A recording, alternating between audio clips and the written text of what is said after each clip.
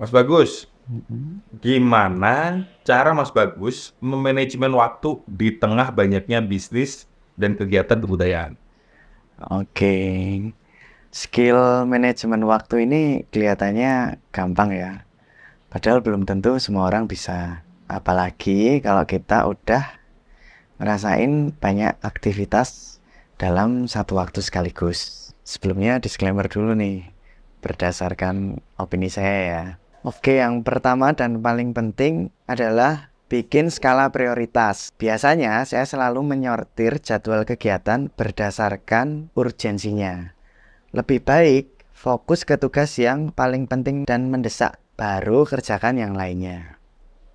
Kedua, hindari menunda-nunda.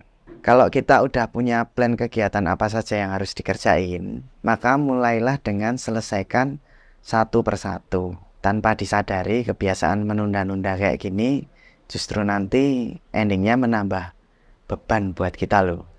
Terakhir, sisihkan waktu untuk istirahat. Kerja terus nggak ada hentinya itu juga bikin kita cepat ngerasa lelah dan justru malah kurang produktif. Mungkin sekarang kalian pun ngerasain.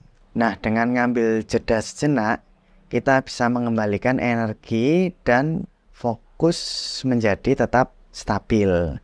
Hasilnya, pekerjaan kita nanti akan jauh lebih optimal.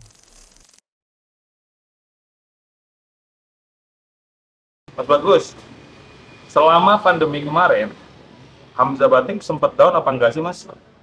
Terus apa nih yang dilakuin Mas Bagus buat mengatasi itu? Oke, perlu diketahui, selama masa pandemi kemarin, hampir 90% perusahaan di Indonesia itu mengalami penurunan. Hamzah Batik termasuk salah satunya.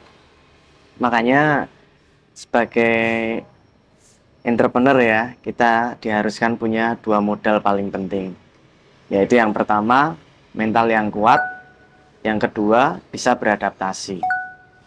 Di masa-masa nggak terduga seperti pandemi kemarin, sebagai entrepreneur, kita harus mampu bertahan dan bisa adaptasi dengan keadaan baru, di mana behavior market itu berubah ya. Kalau kita stuck, bisnis bisa kolaps. Makanya di masa pandemi kemarin, kita menyesuaikan strategi-strategi baru agar Hamzah Batik tetap survive. Salah satu yaitu dengan mengencarkan pemasaran lewat media online. Menemukan ide-ide kreatif memang nggak instan. Jadi ada beberapa cara yang biasanya saya lakukan untuk memancing ide-ide itu muncul. Yang mungkin bisa kalian terapkan juga. Pertama, melakukan brainstorming dengan tim. Dalam satu tim biasanya terdiri dari beberapa orang yang punya latar belakang berbeda dan pastinya cara pandang yang berbeda juga. Nah, keragaman cara pandang ini akan membantu mengembangkan ide-ide baru yang mungkin belum terpikirkan sebelumnya. Kedua, berkunjung ke pameran seni dan acara budaya. Biasanya ini saya lakukan untuk mendapatkan inspirasi, terutama kalau sedang ada proyek seni dan kebudayaan. Yang ketiga, mencoba hal-hal baru. Ide cemerlang biasanya hadir dari mana saja. Makanya kita perlu melakukan banyak percobaan untuk tahu mana yang berhasil. Semakin banyak hal baru yang dicoba, akan semakin luas juga khazanah ide-ide kreatif kita. Mas Bagus, Mas Bagus. Dalam. Mas, seberapa penting sih Mas karyawan bagi Mas Bagus itu? Oke, tanpa mereka semua bisa dibilang usaha-usaha yang kita kelola saat ini nggak mungkin bisa berjalan. Bagi entrepreneur di luar sana pun pasti berpikiran hal yang sama. Manusia adalah sumber daya yang paling berharga. Ibarat di medan perang nih, mereka adalah pasukannya. Bisa bayangin kalau komandan tanpa pasukan ya tetap kalah perang ya. Makanya penting untuk terus memotivasi karyawan dan menghargai keberadaan mereka. Biasanya cara yang saya lakukan yaitu yang pertama memberikan apresiasi. Ya, di luar dari salary ya, apresiasi dan pengakuan itu juga sama berharganya loh. Mereka akan ngerasa seperti ya dianggap dan berharga itulah.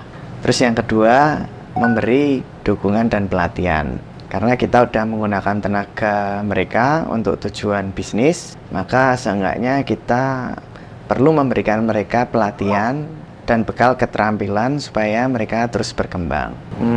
Kesuksesan usaha nggak akan bisa diraih kalau kita jalan sendiri.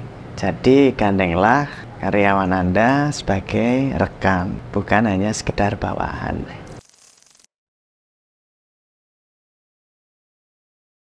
Mas Bagus, Mas Bagus. Dalam. Mas, pendapat dan masukan dari konsumen itu sebenarnya penting nggak sih, Mas? Waduh, nah itu paling penting. Bahkan ini jadi faktor penentu sukses tidaknya bisnis kita loh. Kenapa bisa gitu? Jadi gini, yang pertama, mendengarkan masukan konsumen itu akan membantu kita untuk memahami gimana kebutuhan konsumen sebenarnya. Nah, dengan memahami kebutuhan konsumen dengan baik, kita bisa membuat produk dan layanan yang lebih sesuai dan menjurus langsung dengan kebutuhan mereka. Dampaknya apa? Tentu penjualan akan meningkat. Nah, yang kedua, mendengarkan pendapat konsumen juga dapat membantu meningkatkan inovasi. Tanpa disadari, konsumen itu seringkali nyumbang ide-ide baru dan masukan dari apa yang mereka keluhkan. Nah, dengan memperhatikan masukan dan pendapat dari konsumen, kita mempunyai peluang untuk bisa ngembangin produk atau layanan yang lebih inovatif dan menarik. Jadi, berterima kasih ketika ada pendapat dan masukan dari konsumen.